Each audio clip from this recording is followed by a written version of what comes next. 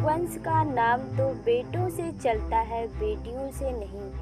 बेटियों की जीत में बहुत खुश हो, मगर ये मत भूलो कि घर का असली वारिस तो बेटा ही होता है, उसी से वंश चलता है। लेकिन एक तुम्हारी पत्नी है जो एक के बाद एक बेटियों को ही जन्म दे रही है।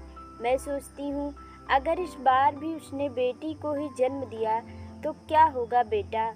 मैंने सोचा है कि अगर इस बार भी बहू को बेटा ना हुआ तो तुम दूसरी शादी करोगे। माँ ने अपने बेटे राहुल से कहा, जिसकी 2 बेटियां थीं और तीसरा उसकी पत्नी के गर्भ में।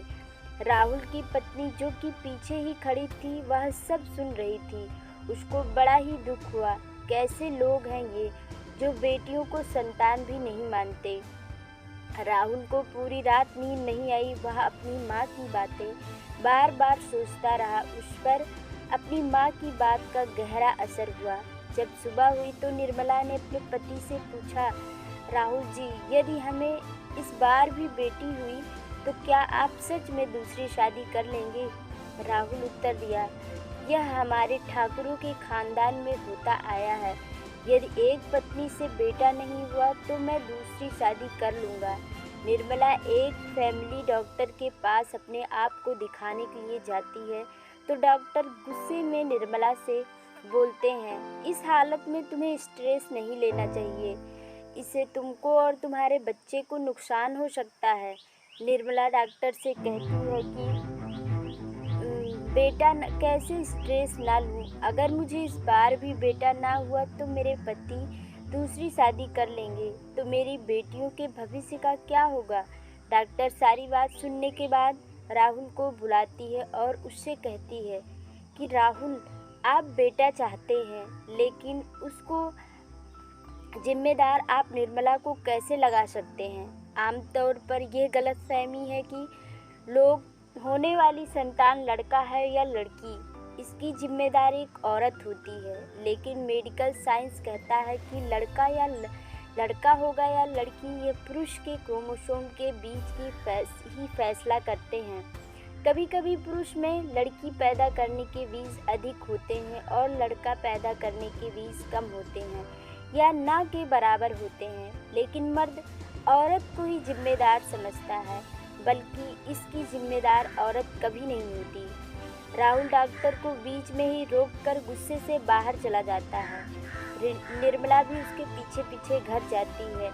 फिर एक समय आता है जब निर्मला को डिलीवरी के लिए ले जाया जाता है।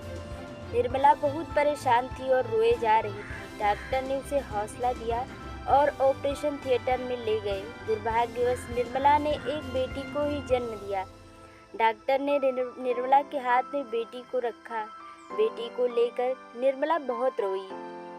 निर्मला का दुख डॉक्टर से देखा न गया और डॉक्टर ने एक अनाथ लड़के को निर्मला की गोद में रखकर बोली, ये एक अनाथ बच्चा है जिसके माँ बाप दोनों इस दुनिया में नहीं हैं। तुम इस बच्चे को अपना बना सकती हो। डॉक्टर ने आकर निर्मला के घर वालों से कहा, मुबारक हो, आपको बेटा हुआ है। बेटा का नाम सुनकर राहुल और उसकी माँ बहुत खुश हुई। निर्मला ने जन्मी बेटी को एक ऐसे दंपति को दिया जिसमें बहुत प्यार था, लेकिन एक संतान की कमी थी। लेकिन जब भी दोनों पति पत्नी बहुत खुश थे, वह निर्मला की बेटी को पाकर बहुत ही खुश हुए और डॉक्टर को धन्यवाद कहा। ऐसे ही असल ज़िंदगी में होता है, किसी को भगवान एक संतान देना भूल जाता है तो वो एक बेटी के लिए भी तरसते हैं और जिसे देता है वह बेटे की चाह में अपने बेटी को बोझ बना देते हैं। इसलिए बेटी हो या बेटा, दोनों बराबर होते हैं। बेटियां भी अपने माँ बाप का नाम रोशन करती हैं। वह एक बेटी ही है जो अपना वंश चलाती है। कहानी अच्छी लगे तो लाइक, शेयर और सब्सक्राइब करें। Thank you.